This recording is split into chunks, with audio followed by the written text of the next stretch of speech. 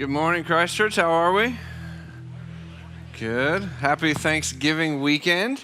If you are new or a visitor, my name is Matt. I'm part of the ministry staff here at Christ Church and not one of the two guys you normally see. For the rest of you, oh, you already know that. But super excited to get the opportunity to share this morning. If it puts your heart at ease a little bit, I am similar to Michael and Mark in a couple of ways. Both Michael and I are St. Louis Cardinals fans, which means we've had tons of free time this fall to do other things, like avoid Cubs fans as best we can. And Mark and I, we have a similar haircut. That's probably about the only thing we have in common, but they are similar in that way. But I'm excited to share this morning. Before we dive in, if you want to turn to Luke chapter 1, that's where we're going to be, Luke chapter 1, beginning in verse 5. But I do want to take this opportunity to remind us that tonight begins our Advent season. And so it's this evening in this room at 5 o'clock, we're going to gather as families and as the church family to begin to anticipate the arrival of Jesus in this Christmas season. And so 5 o'clock is Advent here. We'll do the Christmas Impact Experience over in the Student Ministry Center North at 4 o'clock before that. Luke chapter 1, beginning in verse 5, we're going to dive into this passage this morning as we look at the faithfulness of God and the story about the arrival of John the Baptist. And so we're going to look at this in really three different perspectives, past, present, and future. Let's start with some of the stuff from the past, kind of the setup, because we get just kind of dropped in the midst of a story here in Luke chapter 1 that's actually been transpiring for quite some time. And so beginning in verse 5, it says this: "In the time of Herod, king of Judah, there was a priest named Zechariah who belonged to the priestly division of Abijah. His wife Elizabeth was also a descendant of Aaron. Both of them were righteous in the sight of God, observing all the Lord's commands and decrees blamelessly." Verse 7, "But they were childless because Elizabeth was not able to conceive, and they were both very old." Kind of two narratives that we'll follow today as we move through this story. First is the bigger picture one that's about the nation of Israel. We can't necessarily have an appreciation for this, but when we start this story in Luke chapter 1, in our Bibles, we kind of get through the Old Testament and then we drop into the New Testament, and we don't necessarily really see some of the connection between the two of those.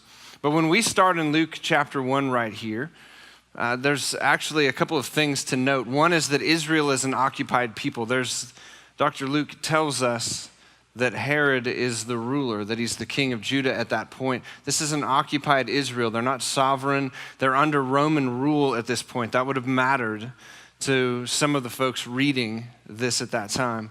And the other thing is that leading up to that, and this is just one of those things that is true from the Old Testament to the New Testament, is that God's been silent since the book of Malachi ended, and it's been about 400 years since God's spoken. This is the nation of Israel that's used to people like Moses and Abraham having a connection with God, their kings David and Solomon hearing from the Lord, their prophets coming and saying, this is what the Lord is going to do, and now for 400 years there's been nothing but silence towards Israel. We're also put down in the beginning of this, or late in the journey of this story, of Zechariah and Elizabeth. Zechariah is a priest. Both he and Elizabeth come from the same genealogy, the same line. We see that they come from kind of a humble background, but we're given two significant pieces that matter for our story today. First of all, they are blameless. Second of all, they are childless and very old. Why are those two put together? Why is there a connection? Why does this need to be said in verse 6 to kind of set up, here's who they are. Verse 7, here's their circumstance. There's a tendency back in Bible times that we probably still wrestle with ourselves. And sometimes it's to think that when there's something not as it should be in our life, it's a result of sin. There are certainly times where we pay the consequence for our actions, and there are times that we are punished because we have sinned and done wrong things. But in this case, Dr. Luke wants to make it really apparent. They're childless, but they are also blameless. Not perfect, but blameless. There isn't a sin they've committed that's caused this to happen. And so if that's really the background, then we move back to the present time, to the beginning of the story in verse 8, and we read this. Once when Zechariah's division was on duty, he was serving as priest before God. He was chosen by lot, according to the custom of the priesthood, to go into the temple of the Lord and burn incense. And when the time for the burning of incense came, all the assembled worshipers were praying outside. Zechariah is a priest. At this point, there's probably about 32,000 of them. And so what happens is they work on a rotation where they serve at the temple for 2 weeks a year. Each division of priests would come and serve and offer incense and offer prayers at the temple. That's the background of this.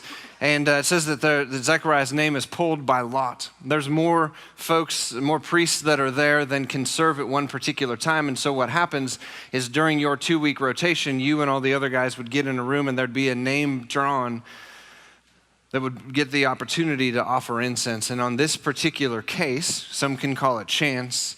I'll say it's just God's perfect timing. Zechariah's name is called.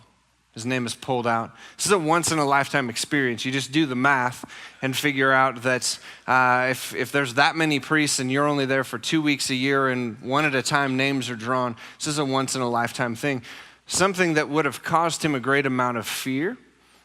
He would have begun to prepare for what he needed to say because there were some rules around it, not the least of which is that if you're familiar with some of the Old Testament law, if you do things incorrectly, there was the possibility that you could die because of this, for doing things in the wrong order. That's a lot of pressure. Imagine if somebody had the opportunity to do something they don't normally do, like preach once a year, and Mark calls and says, "Hey, are you free November 27th? Would you like to preach?" "Yeah." What is it? It's Luke chapter 1. There's only one other piece of information. If it doesn't go right, you die. Can I reconsider? Or is there a backup plan? Is there not anyone else? So Zechariah is going to wrestle through this just a bit because there's some processes that need to happen. That's going to be relevant when we begin to look at the story of what happens. Verse 11, then the angel of the Lord appeared to him, standing at the right side of the altar of incense. And when Zechariah saw him, he was startled and was gripped with fear. But the angel said to him, "Do not be afraid, Zechariah. Your prayer has been heard. Your wife Elizabeth will bear you a son, and you are to call him John." Gabriel appears and says 2 things, doesn't he? First one is, "Don't be afraid," to which you can kind of imagine Zechariah's internal dialogue. It's easy for you to say, right? You're the angel in the room, right? You're the guy that just popped out of nowhere, and now here you are. He would have been rehearsing this already, full of a little bit of fear, and here this is. And so Zechariah hears Gabriel say, "Don't be afraid." But then the second thing says, "Your prayer has been answered." What prayer? Well, what did we learn already? That Zechariah and Elizabeth are old and they have no children.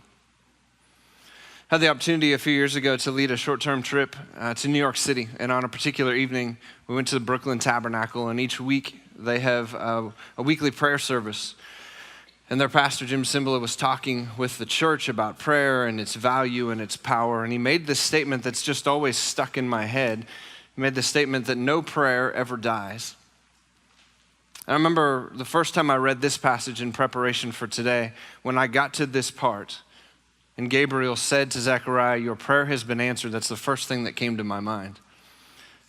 It's probably reasonable that we could assume that Zechariah has quit praying that prayer. There's no real indication from the rest of the story as we go through it that Zechariah is actively continuing this prayer. He's fully aware of his age. He's fully aware of the age of his wife. Most likely, this is a prayer that was prayed numerous times for years, perhaps decades, by Zechariah and Elizabeth, that God would answer their prayer. Most likely one they've given up on, and yet here, at an advanced age, Gabriel drops in the story and says, "The Lord sent me to tell you 2 things. Don't be afraid, and your wife's going to have a son." Well, this son, spoiler alert, will grow up to be John the Baptist. And there's some other stories that we'll hear about John the Baptist as we go through this gospel series. But I just want to look at what we're told right here, what I'm allowed to talk to you about this morning from verses 14 to 17. It says this, Gabriel says about John, "He will be a joy and a delight to you, and many will rejoice because of his birth, for he will be great in the sight of the Lord.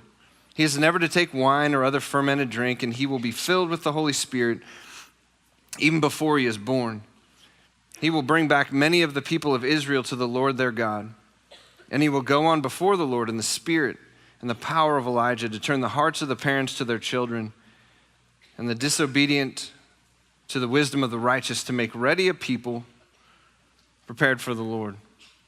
John, the name that means the Lord is gracious, is given to Zechariah and Elizabeth. There's a prophecy that he'll lead a mighty revival. In fact, he'll become the final Old Testament prophet, the last one that will declare that the Lord is in fact coming, that there is one who will come on their behalf. He'll be given a ministry. He'll lead a mighty revival. It says that the Holy Spirit will be in him before he's even born, something that to this point in history would have seemed pretty foreign. But he'd be filled with the Holy Spirit, and he'd be the answer to the prayer of Zechariah and Elizabeth. But he wouldn't just be the answer to the prayer of Zechariah and Elizabeth. Let's leave the present for a minute and go back to the past. Remember, there's two narratives that are running here. It's Zechariah and Elizabeth and their personal one. There's a bigger one about Israel, and there's still that issue of 400 years of silence.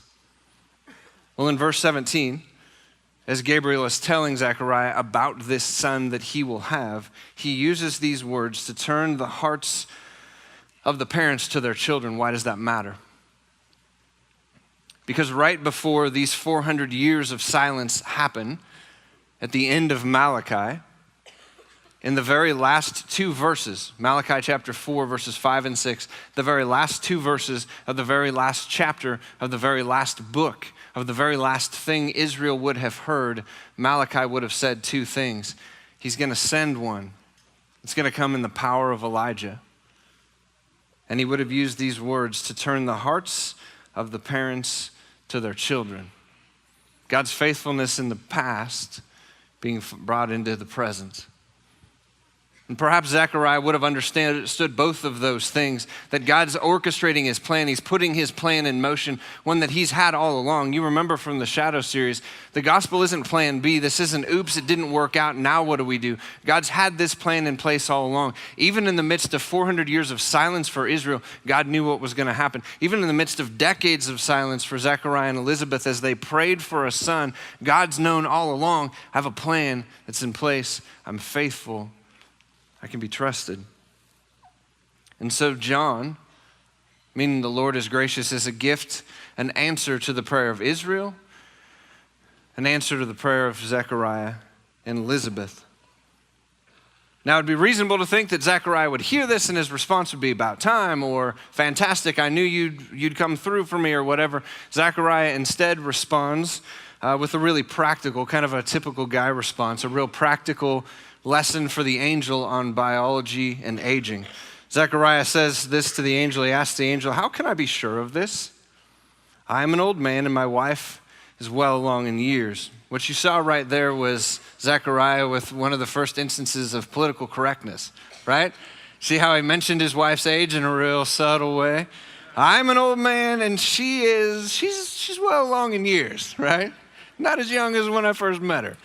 But he responds when he's told this fantastic news, the answer to his prayers with, how can this be? How can I be sure? I'm old and she's not young, right? So Gabriel responds to him this way. Verse 19, the angel said to him, I am Gabriel. I stand in the presence of God, and I have been sent to speak to you and to tell you this good news. And now you will be silent and not able to speak until the day this happens, because you did not believe my words, which will come true at their appointed time. Zechariah would have known the story from Genesis 18 of Abraham and Sarah. This isn't the first time an old couple is met with the presence of the Lord that says, I'm going to do what only I can do. Provide for you a child in the years when you're well past the years where natural biology can do its thing. Zechariah would have heard that, and yet he's still filled with doubt. And so his punishment, really, the response from the Lord through Gabriel then, is his speech is taken away. And so he's had this experience here, but he can't talk about it.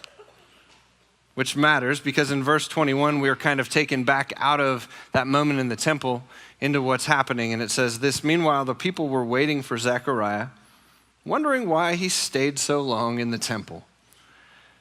These folks that would have come to the temple would have known the rhythm well. We show up, takes about this long. Then the priest comes back out, then we go home or we go out to lunch or whatever the routine was at the temple. They knew what it was, and when the preacher was taking too long or the priest took too long, it upset their schedule, right? And they understood that. But Zechariah can't even tell him what's happened, and so what we get is, I think, the first game of charades ever played with perhaps one of the most difficult cards, right? You're an old man, a priest, and an angel appears and says your not so young wife's gonna have a kid. Go, right? You're like, pass, I'm done. I hate charades. I'm not playing. Never liked this game, right? But Zechariah is a better man than I, and so it says when he came out, he could not speak to them. Verse 22, they realized he had seen a vision in the temple, for he kept making signs to them, but he remained unable to speak. Again, he won't be able to speak until John, his son, is born. So if that really sets up God's faithfulness in the past, moving to God's faithfulness in the present, then it just leaves us with the third, which is God's faithfulness in the future. Verse 23 says, when his time of service was completed, he returned home. Zechariah gets off work. And I can kind of imagine in my mind a couple of ways this scenario plays out when he gets home, right? Punches the old temple time clock, jumps in his 22 AD Chevy Silverado and drives home, pulls into the driveway, opens the door. Elizabeth says, honey, how was work? He doesn't talk, typical guy. It's like, oh, we're not talking now, It's like, I can't. Oh, you sick? What is it, right? Perhaps that's how it plays out. Or perhaps Zechariah responds like a lot of us would if our prayer has been answered. Maybe his initial response wasn't exactly perfect. But I kind of imagine that scenario of punching out, jumping in a vehicle, careening home, and I don't think Zechariah opened the door. I'm going to guess he probably burst through it. And when his eyes met with his wife's across that living room, I think she knew, I don't think this was a typical day at work. He still can't talk though, right? Like he's got a few things to say. Hey, honey, how was work? It was nothing big. Just had an angel show up. Oh, you're going to have a kid, by the way. Did I throw that? Did I forget to tell you that? There's some things to say. He has no words. But verse 24 makes it evident that he's able to deliver the message because it says, after this, his wife Elizabeth became pregnant. And for 5 months, she remained in seclusion. And I want us to listen to what Elizabeth says in her response to all this. Verse 25, the Lord has done this for me, she said. In these days he has shown his favor and taken away my disgrace among the people. If you remember back to last week when Mark talked about the genealogy and the rare occurrences where women's stories would play out or be listed, it was a male predominant society. It was one where having a son and passing on land rights mattered. It was one where having a son that could carry the family name forward mattered. And for all of these years, Elizabeth hasn't been able to provide that for Zechariah. At least that seems to be how it feels for her. And this issue, this challenge of childlessness, it's not an easy one. It's not one that's just simply meant to be glossed over to say, perhaps your story works out perfect just like Elizabeth's. And so I want to invite us to consider and reflect on this for a minute, but from a different perspective, not one of American culture. We have a family, Todd and Angela Owen and their kids, that our church has supported for almost 2 decades that work in Papua New Guinea. They work in Bible translation. And it dawned on me as I was preparing for this that right now, just a couple of weeks ago, they wrapped up the translation of Luke chapter 1 through 4. Right now, their work is to bring this gospel that we are studying into the native tongue of the people that they serve in Papua New Guinea. And so I reached out to Todd and just said, what can you tell me about Luke chapter 1, verses 5 through 25? What would you preach? What did you learn? How does it fit? And I want to read for you his response. And I'll preface it with this. Sometimes cultural traditions are a little bit different than ours. This tradition will sound probably more like ancient Israel than it will modern U.S. But I don't want us to get caught or tripped up by a cultural difference. Just kind of keep an open mind about that, realizing different cultures are different. It doesn't make it right or wrong. But I want you to listen to the truth that Todd shares at the end. Todd writes this: so today the Somalgaria, this is the people that he's translating scripture for, still practice bride price traditions. Their tradition, ironically, is sort of the installment plan. Gifts and blessings are given early in the marriage, but the real bride price ceremony is not held until the couple has had several children or finished having children. And it is at this point that the bride's worth is evaluated. Does she work hard? Is she productive in childbearing? How many sons has she given? Is she respectful of her husband? Barrenness is a grounds for termination of the marriage, as land rights are passed from father to son. The marriage commitment is secondary to the ability to control the passing on of land to the next generation. There is tremendous pressure on the woman in the relationship to perform in all these areas. Hence, there is incredible shame if she is unable. Most Garia women will be able to identify with Elizabeth's sense of shame in being barren, albeit for slightly different reasons. All the same, I am hopeful, and this is what I want us to hear. All the same, I am hopeful that they will recognize God's overwhelming grace and tenderness towards them when they don't measure up to their society's expectations. God's overwhelming grace and tenderness, perhaps you could call it his faithfulness, in the past, into the present, and into the future. There's a lot of different reasons why we feel shame and disgrace. Some are things that are decisions that we've made. Some are decisions that we were pretty powerless about. And yet the emotion is really the same. And often it leads us either into a place of bitterness or perhaps just separation from who God is. And so as we wrestle through, what does this passage mean? It's a neat Old Testament story here that lands in the book of Luke, but what does it mean for us? How do we respond to a story like this? I want to start with simply this. Can I just point out the difference between Zechariah and Elizabeth's response to the same news? You remember Zechariah in verse 18. He started with a question. How can I be sure of this? And look at verse 25, how Elizabeth responds. The Lord has done this for me. No matter what circumstance or situation we might find ourselves in, we are often tempted to ask questions that put us as the person in control or power. What am I supposed to do with this? How can I believe this? How am I supposed to fix this? And yet Elizabeth gives us this beautiful glimpse into this response that just says, the Lord has done this for me.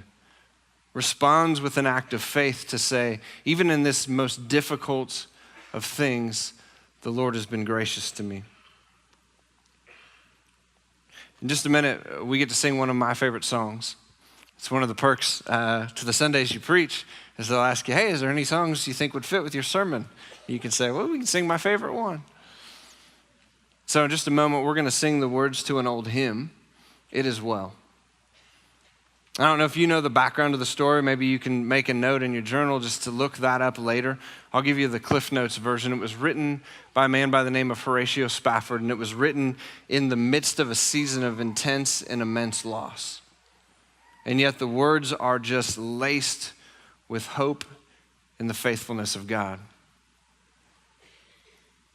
He says, no matter what happens, whether peace like a river attendeth my way or sorrows like sea billows roll, whatever my lot, you've taught me to say, it's well with my soul. There's this confidence in who God is, even in the midst of our deepest pain. And perhaps what we learned from Elizabeth, perhaps the thing that we need to walk away from here this morning knowing is this. And I don't mean to say this in a trivial or dismissal way. Please don't hear that.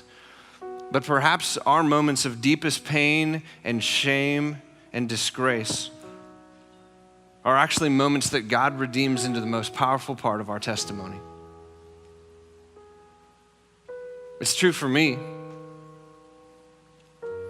It's true for Zechariah and Elizabeth. that there are moments of our story that we don't necessarily want to tell, and yet there are these moments where God's grace intervenes in a more powerful way than we could have ever imagined. Perhaps it's just the response to say, the only reason I know I got through that is because the Lord was with me. Perhaps on the other side, it is completely different. The Zechariah and Elizabeth that had quit praying for a son are different people over here when he arrives. And not every story ends up that way. I understand that. But perhaps the challenge for us this morning is to put our faith and confidence in a God who is faithful. Maybe it's simply to be encouraged and reminded as we walk out of here that our God is faithful, that he does love us, and that he does have a plan for our lives. Maybe we need to be challenged to look at our own lives and go, what is it that causes me to not believe in the faithfulness of God? Is it my past? Is it something I won't let go that I don't think God can handle? Is it the present? Is it this moment right now that just has you centered and stuck and you're not sure which way to get any sort of traction? Is it the future? An uncertainty that God surely couldn't care about my story. But he does, because God's the author of every story. Not just the big ones about nations and about cries to end 400 years of silence, but the personal ones of Zechariah and Elizabeth, of you, of me. God hears our prayers. He cares. God is the author of every story. And so in just a moment, we get to respond.